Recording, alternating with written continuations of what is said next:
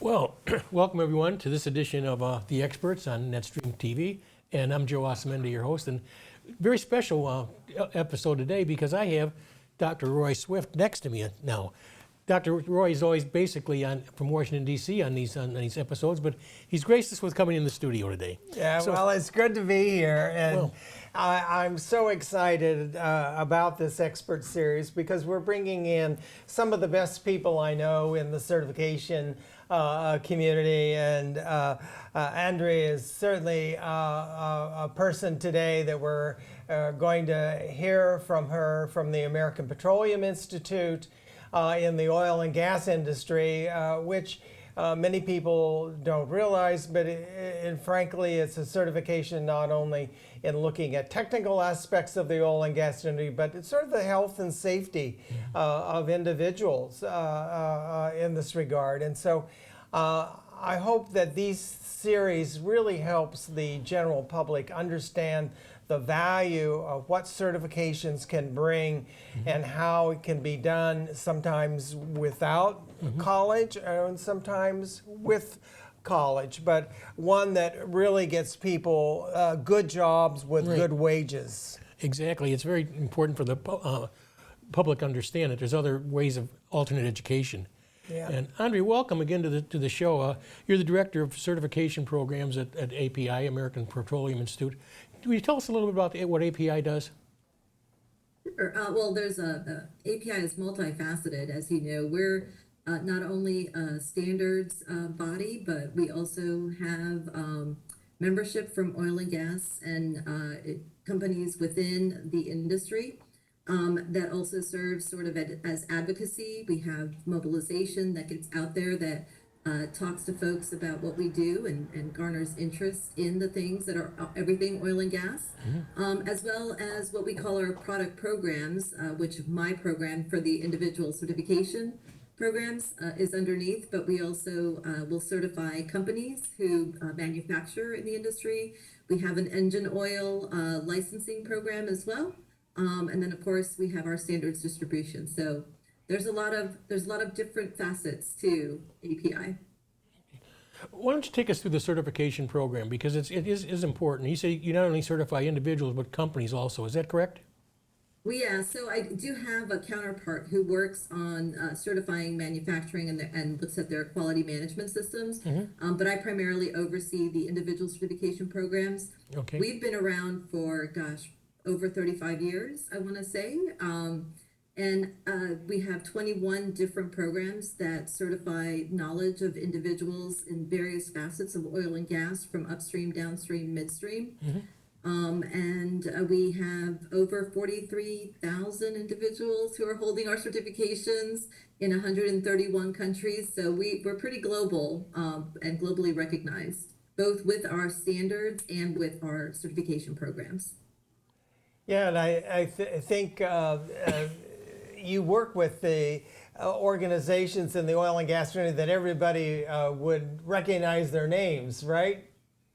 We do have a lot of the majors, yeah. So your Shells, your Chevrons, your Marathons. Not to drop names, but we do have quite a few leaders in the oil and gas industry. But we also have some of the smaller distributors as well, and inspection agencies that work within and supply personnel and do projects for major companies as well.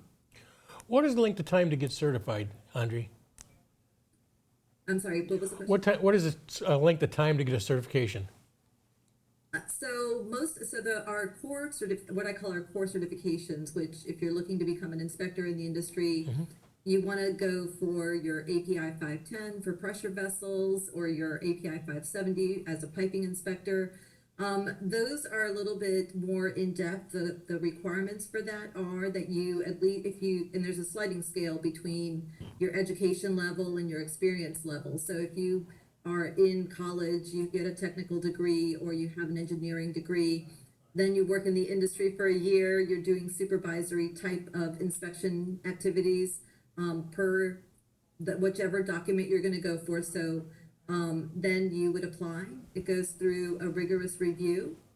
Hopefully you study for the exam. We do have the body of knowledge available.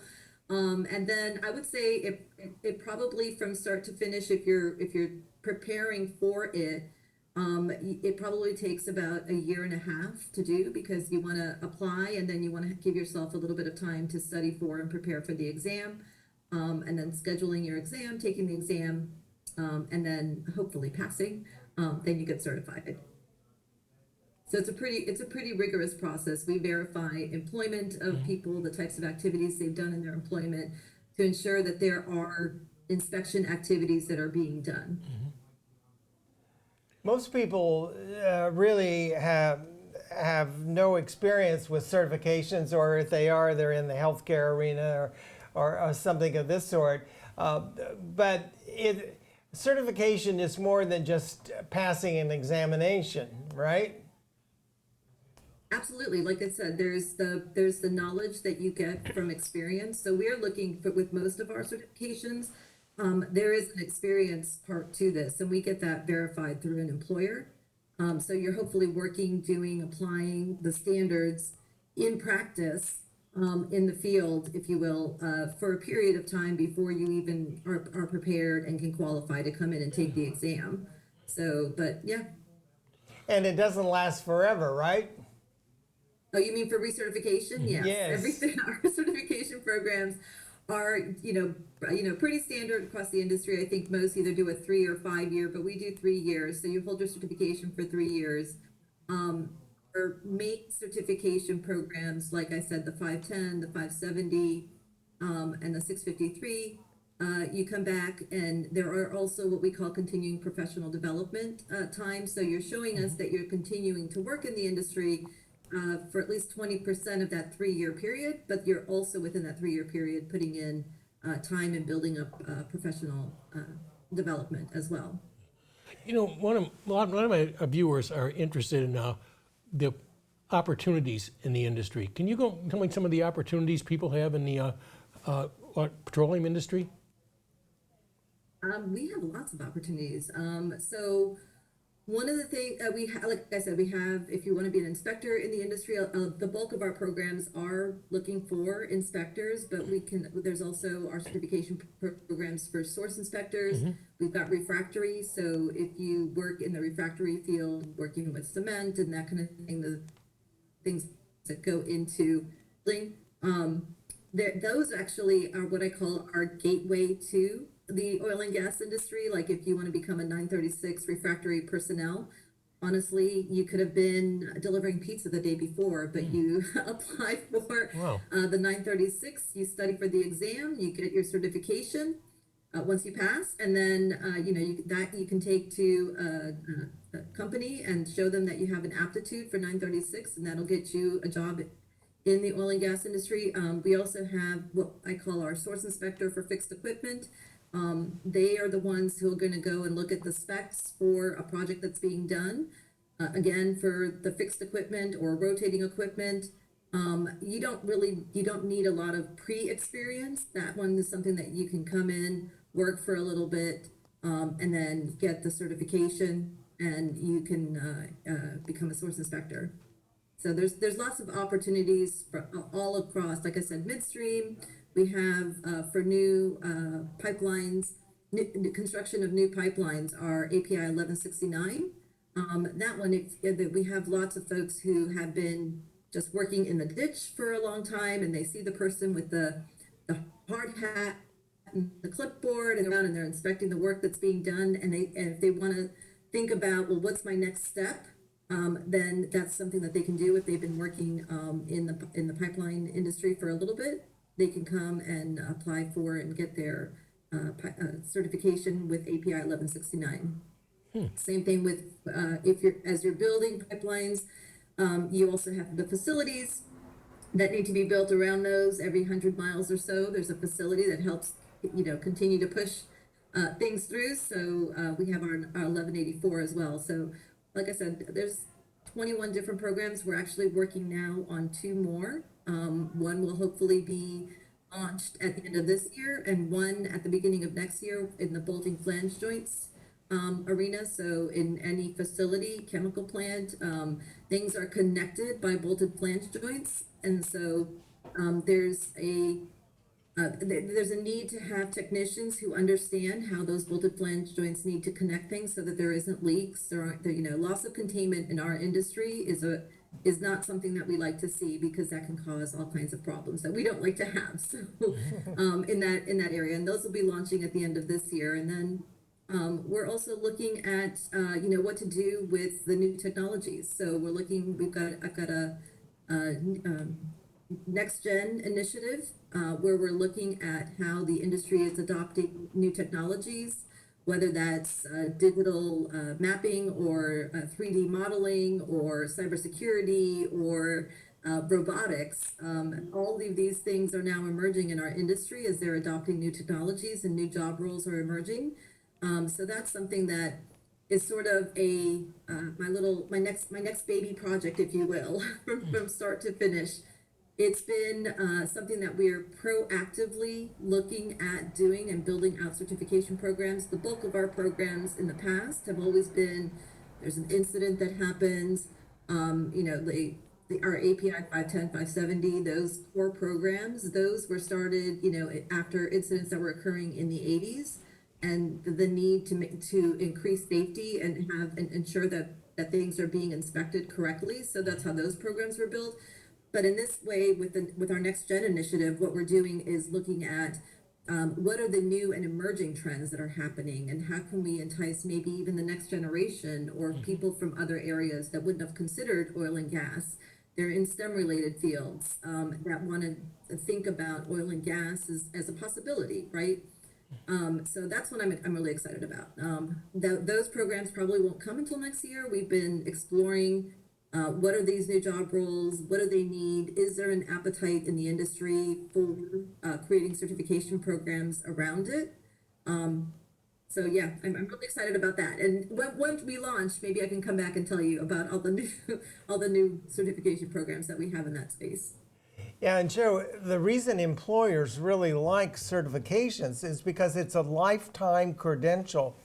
And some of the things that Andri is talking about really is a way of the recertification.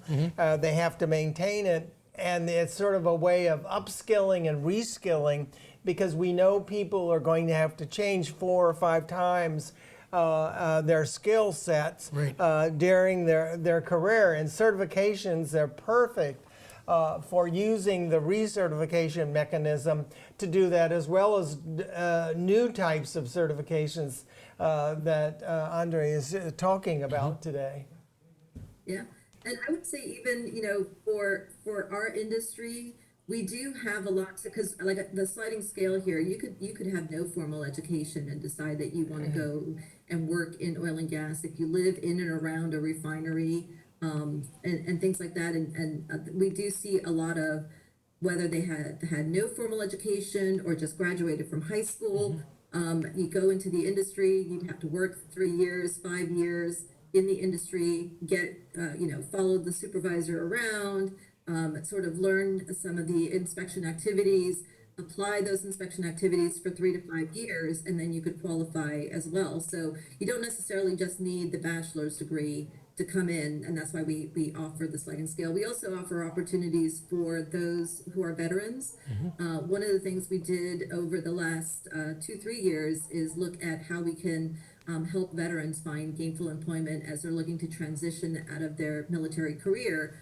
The one thing that's always top of mind for veterans is, how do I get gainfully employed and take care of my family? And so we went back through and looked at all of the qualifications. And so in lieu of the education piece, your service will also help you qualify for our programs as well. So every one of them now has if you don't have your bachelor's degree, but you have 4 years of military service in a technical role, that will fulfill that piece, or 2 years if you don't have your associate's degree, and so forth. So we're trying to make it as the opportunities for people to develop career pathways from different avenues. That is so important, because you have a lot of these people that come out of the military and they don't know how to translate the skills that they have into the private sector. And what you're talking about is that ability to seamlessly come into the private sector and actually use skills that can be demonstrated. and not academic skills necessarily, real hands-on type of skills, which is so important. Because employers, in my opinion, I think you might answer this for me, they want to see what you can do. They're not what you really absolutely know, especially, but are you going to fit in my organization? Are we going to be able to take and have an employee that's going to be there for a long time and going to be up and running from the beginning? Would you agree with that? I would, and I would say, especially with like veterans, they come with a lot of soft skills, leadership capabilities, ability to follow guidelines and things like that, that in our industry go a long way as a starting point. Do you see a lot of people try to do the career pathway? I know that what you described is entry level with little experience and some education, but then you have the more sophisticated. Are you seeing people trying to move up on your certifications? So the way in which I see the people moving up in sort of with oil and gas is you always have your folks who come in and they get the one of the basic certifications. So they choose one to start with. It's really interesting when I talk to folks. They're like, I wanted to do my API 510 first because I heard that was the hardest one to do, and I figured if I could do that one and I could get in and become a 510 inspector, then my 570 will be easier, and then my 653 will be even easier. A lot of folks who come in, they build that pathway especially with the core certifications. I see them going for one. They'll get one or two or three of those, and they build up with that. So if you're a 510 pressure vessel inspector, they'll tack on the 570 piping inspector, and then they'll go for their above ground storage tank one for the 653, and then they'll start to do some of the specialized certifications, like showing their aptitude in corrosion and metallurgy. That's our 571. They'll go for risk-based inspection. That's their 580. So they build their expertise by holding 2, 3, 4 certifications of ours, and that will show to their employer that they have an aptitude for learning. They have an aptitude for greater knowledge, and they start to build up from being the inspector to being the plant manager to being the supervisor, and sort of move up in that career pathway for them, whether they're in the United States or abroad as well. Of course, I know you always people say, well, what kind of a wage do they get? What's the range of wage that they get? Because they say, well, I don't want to do all this if I'm going to be on food stamps for the rest of my life, Right. Yeah. Well, I guess the wage is relative, because again, we're global. Yeah, it's entry level. Right. Yeah, but for U.S. standards, I hear from a lot of folks, and we've done a couple surveys to see the benefits of the certification programs and folks who hold it. Now you may not start out year one, but eventually with 2-3 years of holding the certifications and going through and performing well and showing your employer that you're a good employee you could get easily 6 figures. I mean, it really does open up a lot of opportunities for folks. And again, I'm speaking based on U.S. wages. Sure, right? Right. Absolutely. There's been so many changes in attitudes, let's say, toward the gas and oil industry. Do you see a change in attitude with some of the changes we've had in the administration, for instance?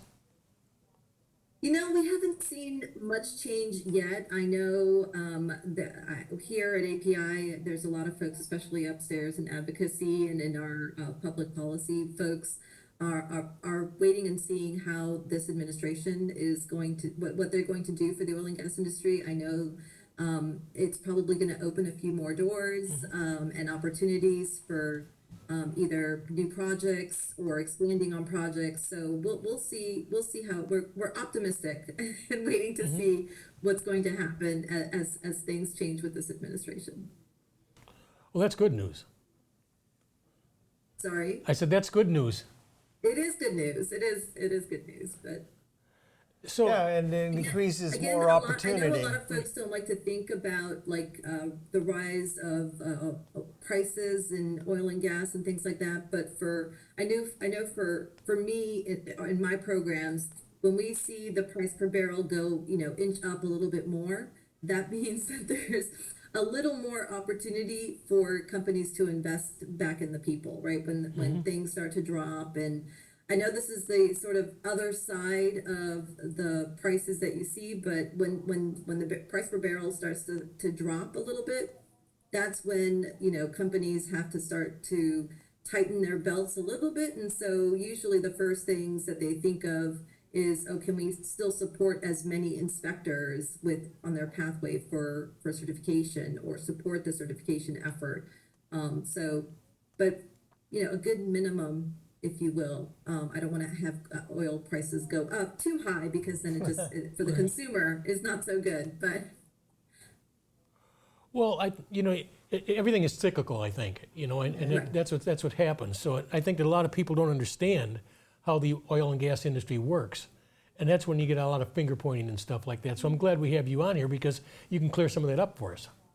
Yeah, what's I the don't know if I most cleared it up. popular? I don't know if I cleared it up. I try to stay in my realm and not and make sure the certification programs are where they should be and are best Okay. in class, so that we offer safety to the industry. What happens with the public policy stuff and the advocacy, I listen to and I try to pay attention, just because it might impact the programs. But I look for things like getting accredited. So Yeah. in 2021, we had three of our programs accredited through ANSI. So that gives us another sort of stamp of approval that what we're doing is right, what we're providing is a good effort for those who are looking for those career pathways. With all the bodies out there claiming to be credentialing bodies and offering certifications, I think I looked up the number of bodies that do certifications, and I think I saw a number something like 2,300 or something over that of possible certifications out there in the world. And I'm like, wow, and we're just one body, right? And so Well, And on that note, we're going to take a quick break, okay? And we'll be right back with Andri. I love that we both got an awesome network and save money doing it. I know, $25. I love that it's guaranteed for 3 years. Hey, we're sitting on a sign here. Switch and get Welcome Unlimited for $25 a line, guaranteed for 3 years. Verizon.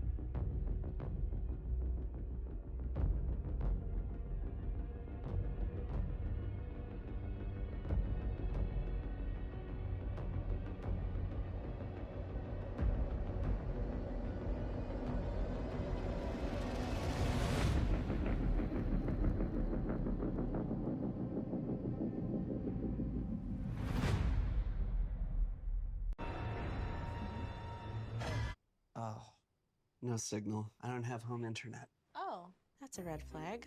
Find the bars. Your mom looks a lot like me. Yeah, couple of hotties. Thank you. Ah, man. There's dead spots all over this place. There really are. Oh, wow. Nothing. Are you getting a good signal? No, I'm not. It's time for real home internet. Get it on the next generation 10G network, only from Coach Gecko! Coach G. Laura, Dan, I didn't realize the media would be here. No, this isn't for work. We're just really big fans. And we're scouting for our fantasy insurance teams. Geico has all the top prospects and 97% satisfaction rating. That's unreal. Oh my gosh, it's Drew! Drew! Smells like insurance. Suppose Geico does have devoted fans. It's not weird. Jade, sign my arm. For savings and service, get more with Geico. She only signs claims checks.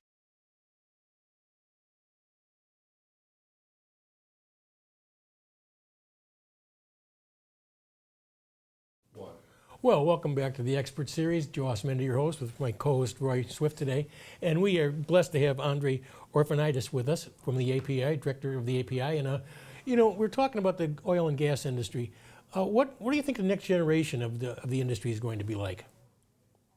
Yeah, so that's an interesting question, because one of the things that we've noticed, with Gen Zs, because I look at this all the time, so I want to make sure that our programs are relevant, not just to the industry that we serve, but that we are always enticing new talent into and making sure that there's a good candidate pool of folks coming into our programs. One of the things that I've noticed recently is that we don't have a lot of support from Gen Zs. It's at least through our certification programs. And I do hear from some of our member companies that recruiting is a little bit more difficult when you're competing, again, with the Amazons and the Googles of the world, if you will, for IT positions and things that people want to go in as engineers. When you're competing in that space, I think there's a lot of confliction with Gen Zs in terms of they see oil and gas as something that's important. It's not going to go away, but they don't know if that's the arena that they want to enter. But I want to make sure that we're letting them know about all the opportunities that exist out there. So one of the things that we're doing is exploring this year to see how we can maybe go to your university, if there's a degree program that's offered there, or even if there isn't, seeing if there's a way that we can build out one where we can stack a certification on. From everything that I read, Gen Zs are poised to be the most educated of our generation. They come from a household where at least mom and dad, or whatever parental person is there, they each have a degree, and so that's one of the pathways that they're looking to go.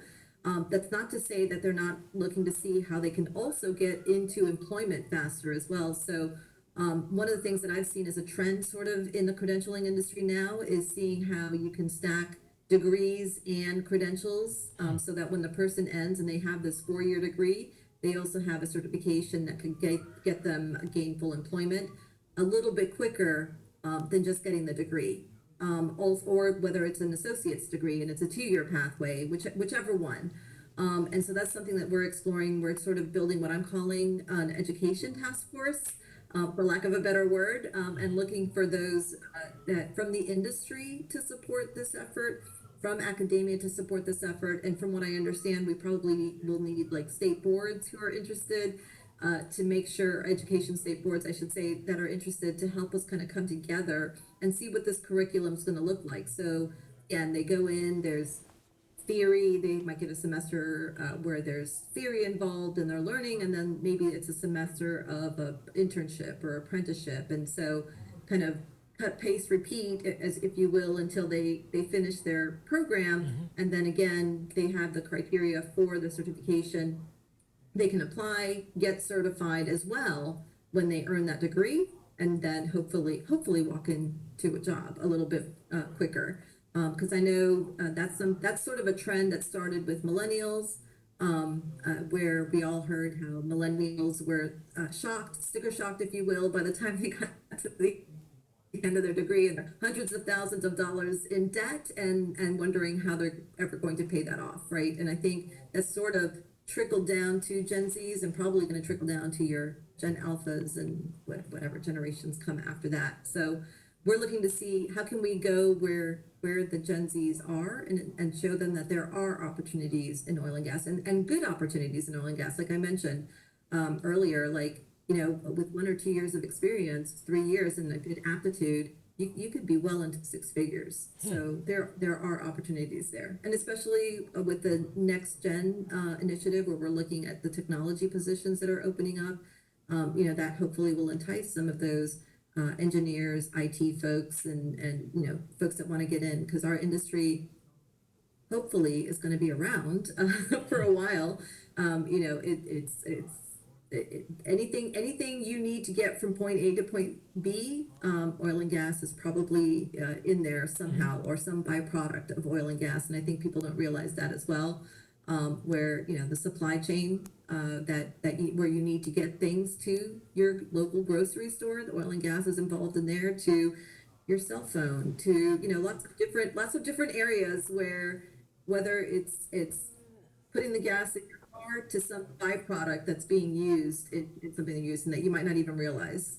So this is a very timely thing, because Workcred has a couple of grants about embedding certifications into degree pathways or certificate, and maybe we'll have a future working partnership here.